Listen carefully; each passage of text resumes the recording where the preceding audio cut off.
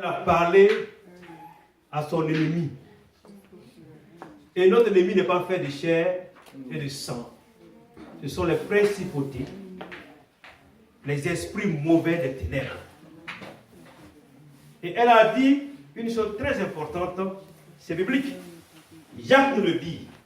Il dit, soumettez-vous à Dieu. Alléluia. Soumettez-vous à Dieu, résistez au diable et il fuira loin, loin, loin, loin, loin de vous. Amen. C'est ce que la servante de Dieu a eu à faire. Elle a dit aussi que sa joie ne dépendait pas de l'homme. Que quelles que soient les tribulations, quels que soient les bouleversements du moment, quelles que soient les épreuves, sa joie dépend de Christ. Alléluia.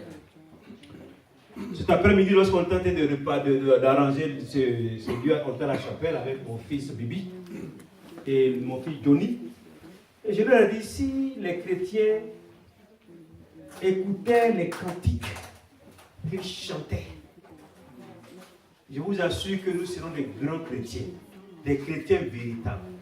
Parce qu'on est fort, il est écrasé, écrasé, écrasé, mais quand on rêve, on a peur. Je vous assure que nous sommes dans un monde naturel. Mais il y a un monde qui est au-dessus de ce monde qu'on appelle le monde surnaturel. C'est dans le surnaturel que tout se passe, que tu sois chrétien ou pas, quel que soit ce que tu fais. Tout ce qui t'arrive commence d'abord dans le surnaturel, n'est-ce pas? Avant de voir le jour dans le naturel. Voilà pourquoi on dit que tout est spirituel avant d'être physique. Peuple de Dieu, ce que nous faisons ce soir, c'est pour asseoir notre année 2016, loin des problèmes. Quels que soient les problèmes qui viendront, nous pourrons nous lever, n'est-ce pas, contre l'ennemi. Ce soir, mon texte, ce soir, le thème que Jésus-Christ m'a donné, Christ, la paix, dans un monde sans paix. Alléluia. Christ, la paix, dans un monde sans paix. Regardons aujourd'hui le monde, l'actualité du monde. C'est maintenant qu'on a commencé à parler de qu'on tue des gens partout, quand ils ont fait leur attentat à Paris. Mais avant ça, en Afrique de l'Ouest, au Cameroun, au Nigeria, au Mali, au Tchad. Boko Haram a tué plus que tous ces gars. Mais comme on a atteint aujourd'hui l'Amérique et l'Occident, on en parle. Mais lorsque tu tournes ta télévision, est-ce que tu vois la paix? Lorsque tu regardes les news, est-ce qu'il y a la paix? Il n'y a pas la paix. Nous sommes dans un monde qui nous fait croire que dans ce monde il y a la paix, mais il n'y a pas la paix. La seule paix, c'est Christ. Alléluia. Christ. Amen. Paix. Dans un monde sans paix. Amen. Ce soir, la Bible va nous démontrer. On va aller vite parce que j'ai seulement que 30 minutes. Alléluia. Lorsque je prends Luc 2 au verset 14. Luc 2 au verset 14. Le jour de la naissance de Jésus-Christ, il y a des bergers, n'est-ce pas, qui étaient en train de perdre leur troupeau. Et l'ange est venu, n'est-ce pas, dire à ces bergers-là d'aller voir que le Sauveur est né. Et voilà ce qu'il dit au verset 14. L'ange dit au verset 14.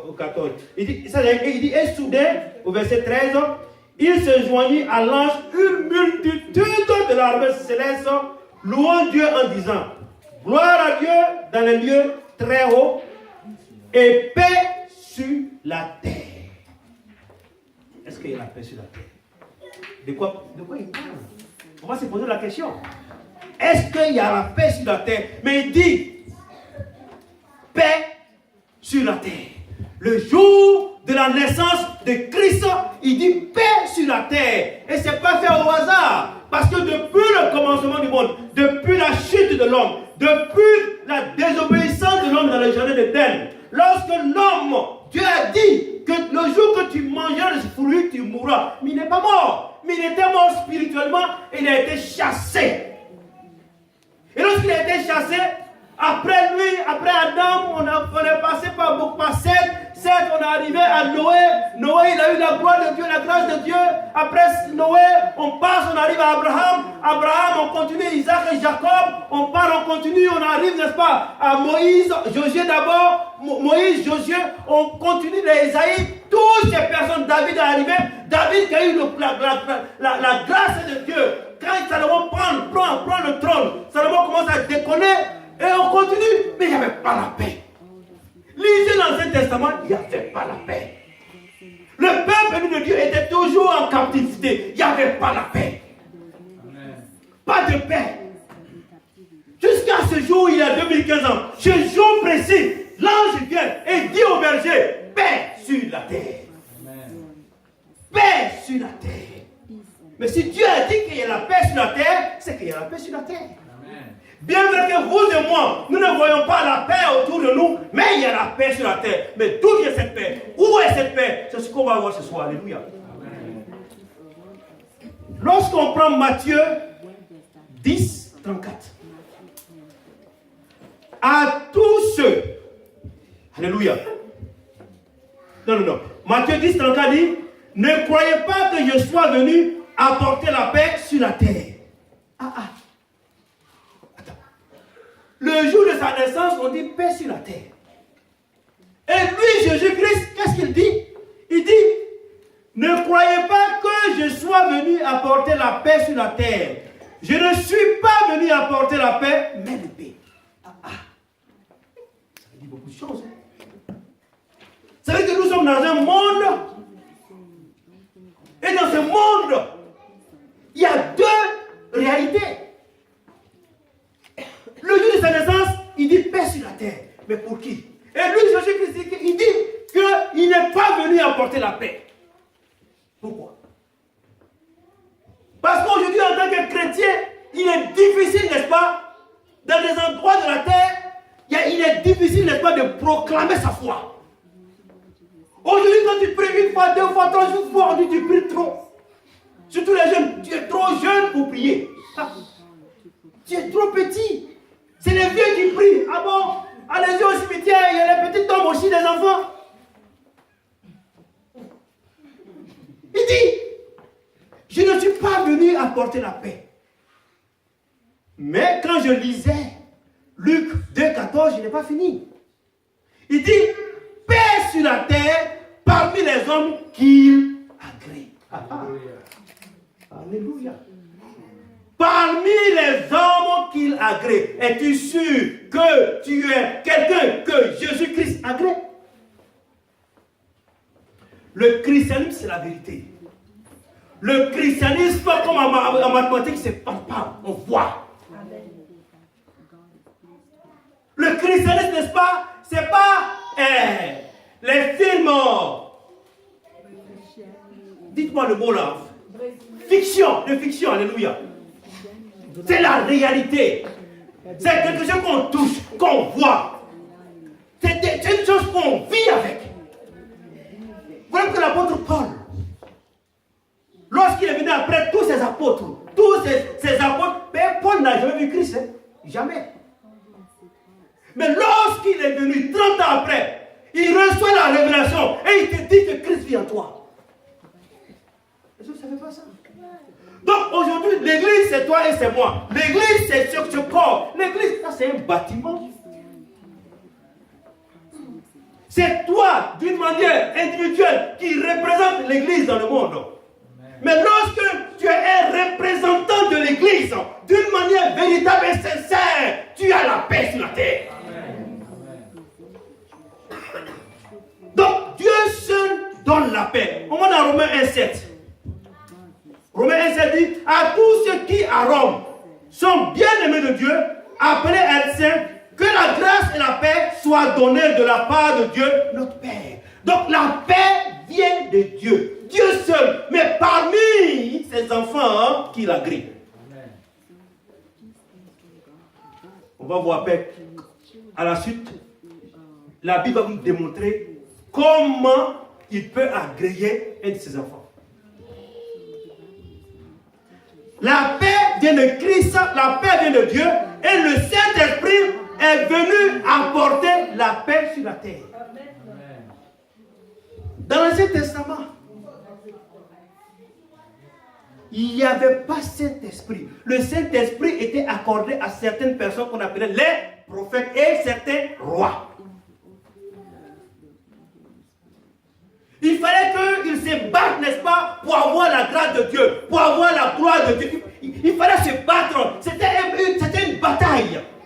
Voilà pourquoi chaque année, ils partaient à Jérusalem avec des boucs et des taureaux. Mais lorsque Christ partait, il dit, je m'en vais au Père, je ne vous laisserai pas orphelins. Je ferai venir sur vous l'esprit de feu qui sera avec vous jusqu'à la fin des temps. Et il continue quelque part, il dit, l'Esprit de Dieu va vous conseiller. Il va vous dire toutes les choses qui sont cachées. Il sera votre guide. Donc le Saint-Esprit a un rôle, il est venu apporter la paix. Et il est sur la terre. Aujourd'hui, si tu veux le Saint-Esprit, demande-lui. Appelle-le. Saint-Esprit, je t'adore. Saint-Esprit, je te veux. Il viendra et il te donnera la paix. 2016 doit être une année de paix. Pour tout chrétien. Pour tout chrétien, 2016 doit être une année de paix. Mais encore plus, Jésus-Christ est le persécuteur, est le précurseur de la paix. Regardez dans le livre de Romains 5:1. Étant donc justifiés par la foi, nous avons la paix avec Dieu par notre Seigneur Jésus-Christ. Et quand tu prends ce verset, automatiquement, il faut connaître ce verset dans le livre de Romains 2:14. C'est le Seigneur qui est en train de parler, paix sur la terre. Parce que Jésus-Christ maintenant est sur la terre. Et étant donné que Jésus-Christ, le vrai Dieu, le Dieu d'Abraham, du Dieu d'Abraham, que c'est Jésus-Christ là, c'est lui qui vient et qui donne la paix. C'est lui qui est le persécuteur de la paix. C'est lui qui nous donne tout. Étant donc justifié par la foi, nous avons la paix avec Dieu par notre Seigneur Jésus-Christ. Alléluia. Mais encore plus, l'assistance du Saint-Esprit seul donne la paix à son Église. C'est-à-dire que tu ne peux pas te dissocier du Saint-Esprit. Tu ne peux pas te dissocier de Jésus-Christ. Tu ne peux pas te dissocier du sang de l'agneau. Et puis tu crois que tu auras la paix. Tu ne peux pas avoir la paix. Oui, tu as la paix pour un temps soit peu. Pendant un moment.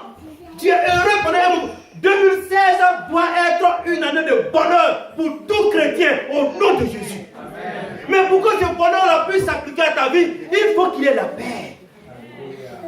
Alléluia.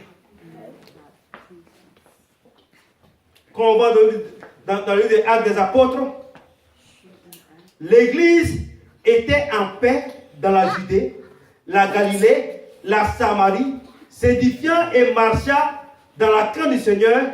Elle s'accroissait par l'assistance de qui? Du Saint-Esprit. L'Église était dans la paix grâce à l'assistance du Saint-Esprit. Parce que Jésus-Christ est parti. Jésus-Christ, on le révélera le jour où la trompette sonnera. Tout à l'heure, je disais à papa que le jour de ma conversion, le premier jour que je suis parti à l'église, j'ai entendu Dieu, j'ai entendu le Père, j'ai entendu Jésus-Christ. Je ne comprends rien. Saint-Esprit. Je dis, mais c'est quelle église, c'est quel Dieu, il y a trois. Je ne comprenais pas le système, comment ça marche. Mais c'est un système que tu ne peux pas comprendre tant que tu n'as pas la révélation. Tu ne peux pas comprendre. Mais c'est un seul Dieu qui se manifeste en toi.